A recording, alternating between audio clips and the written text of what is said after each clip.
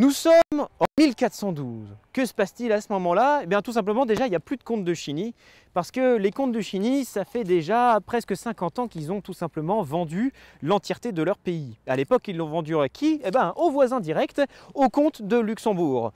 Donc ce sont les Luxembourgeois qui ont récupéré notre territoire à ce moment-là. Sauf que le duc de Luxembourg à l'époque, c'est une duchesse, elle s'appelle Élisabeth de Görlitz, et elle, s'occuper des affaires de l'État, c'est pas du tout son truc. Mais cette dame, Élisabeth, a été mariée à quelqu'un d'important, Antoine de Brabant-Bourgogne. Il est duc de Brabant et surtout, c'est le fils du duc de Bourgogne. Donc c'est quelqu'un qui a déjà énormément de richesses et surtout qui a une armée très conséquente. Sauf que ça, les Luxembourgeois, eh bien, ils vont pas trop l'accepter, qu'un bourguignon vienne leur donner tout de suite des ordres.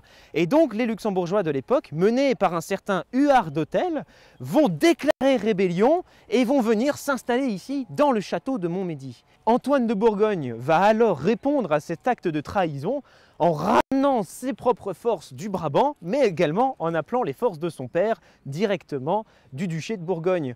Tout en sachant que bon, les chevaliers luxembourgeois qui vont venir s'installer ici, bon, ils ne sont pas tellement expérimentés au niveau militaire. Par contre, l'armée de Bourgogne qui va arriver, elle a quand même la guerre de 100 ans dans les pattes, donc ils savent se battre ces bonhommes. Et la bataille va avoir lieu ici même, à Montmédy-Bas.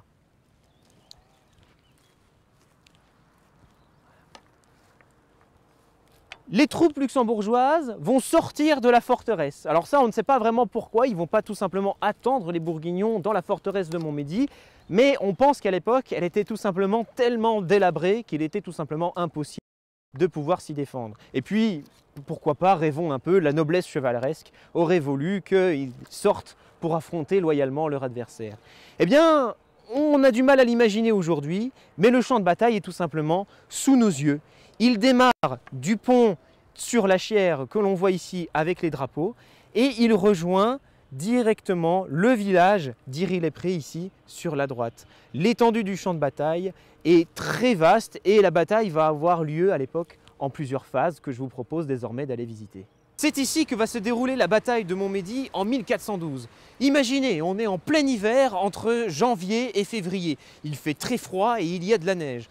Bien sûr, à cette époque-là, eh bien, Montmédy ne ressemblait pas du tout à la Montmédy actuelle. Il faut imaginer, bien sûr, que tous les bâtiments qu'on a autour de nous n'existent pas et le pont lui-même sur lequel on se trouve était en bois et beaucoup plus resserré. Les Luxembourgeois vont décider d'abandonner la forteresse de Montmédy pour placer le combat ici. Alors on pense que la forteresse était déjà très délabrée, mais surtout le fait de déplacer le combat ici, ça permet de ne pas être sur un champ de bataille ouvert. En effet, en étant sur un pont, vous le voyez, on a un goulet d'étranglement, ce qui fait qu'on peut placer seulement que quelques soldats pour protéger le pont. Les Bourguignons, eux, en face, c'est une sacrée équipe de soudards qui ont déjà la guerre de 100 ans dans les pattes et surtout, ils sont bien mieux équipés et ils ont plus de types d'armes également face aux Luxembourgeois. Parce qu'on note notamment pas mal d'arbalétriers dans les rangs des Bourguignons. Donc imaginez déjà, les Luxembourgeois ici ont pris une volée de carreaux d'arbalète directement quand ils ont tenu le pont ici de Montmédy. La bataille faisant rage, elle va tourner en défaveur des Luxembourgeois. Et petit à petit, ils vont être mis en déroute et cette déroute, elle va partir d'ici pour aller jusqu'au village d'Iry-les-Prés.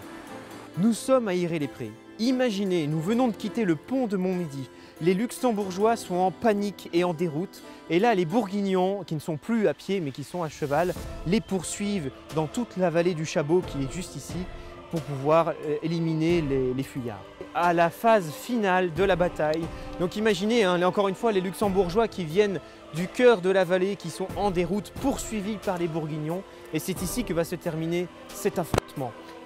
Pendant la bataille, on ne sait pas ce qui va advenir des grands chefs. On sait qu'Antoine de Bourgogne, lui, il a participé à l'assaut et il est bien vivant, il n'y a pas de problème parce qu'on va le retrouver quelques années plus tard.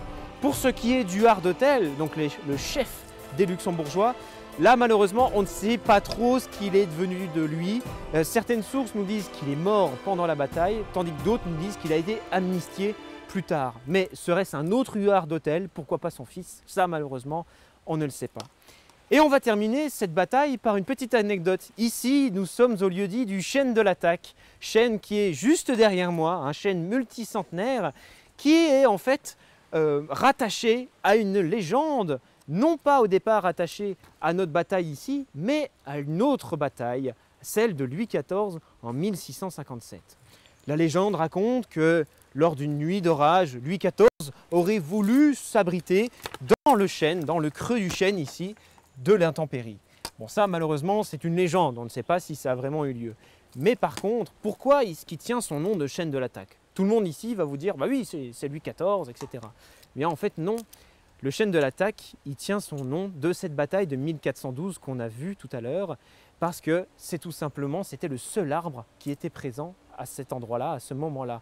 On a du mal à l'imaginer, mais à l'époque médiévale, les forêts qu'on a aujourd'hui, eh ben, n'existaient tout simplement pas, parce que tout était par terre. À l'époque médiévale, les paysans ont tout rasé pour pouvoir mettre un maximum d'espace en culture. Et donc le chêne de l'attaque tient son nom de cette bataille, tout simplement parce qu'à cette époque-là, il n'y avait qu'une petite pousse, la seule qui permettait en fait de donner un point de ralliement ici, d'où le nom l'attaque entre les Luxembourgeois et les Bourguignons. Ça a été un plaisir pour moi de vous partager cette histoire méconnue qu'est cette bataille de 1412 et aussi de ses différents protagonistes. À noter notamment que Antoine de Bourgogne, petite anecdote pour la fin, eh bien, il va participer 3 ans plus tard à une triste bataille qui est la bataille d'Azincourt en 1415.